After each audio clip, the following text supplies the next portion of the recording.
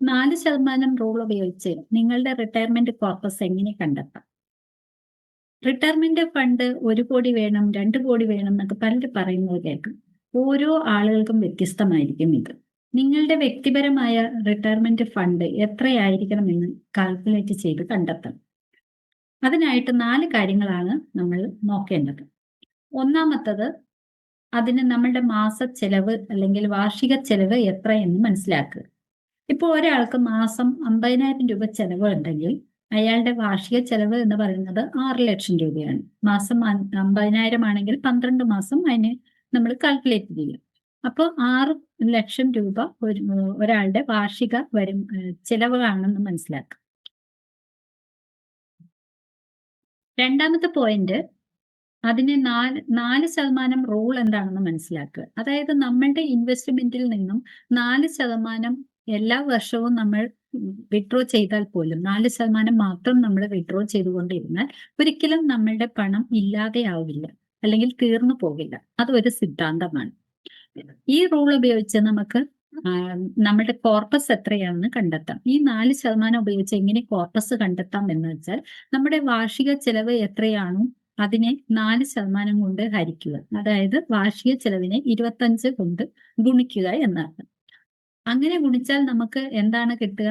1.5 കോടിയാണ്, അല്ലെ? അപ്പോൾ ഒരു 50,000 രൂപ മാസം ചെലവുള്ള ഒരു വ്യക്തിക്ക് 1.5 കോടി രൂപയാണ് അദ്ദേഹത്തിന്റെ കോർപ്പസ് എന്ന് പറയുന്നത്. അതായത് റിട്ടയർമെന്റ് ഫണ്ട് വേണ്ടത് എന്നർത്ഥം. ഈ കാൽക്കുലേഷനിൽ നമ്മൾ ഒരു കാര്യം കൂടി മനസ്സിലാക്കണം. അതാണ് 4ാമത്തെ പോയിന്റ്. അത് ഇൻഫ്ലേഷൻ ആണ്, അല്ലെങ്കിൽ പണപ്പെരുപ്പം.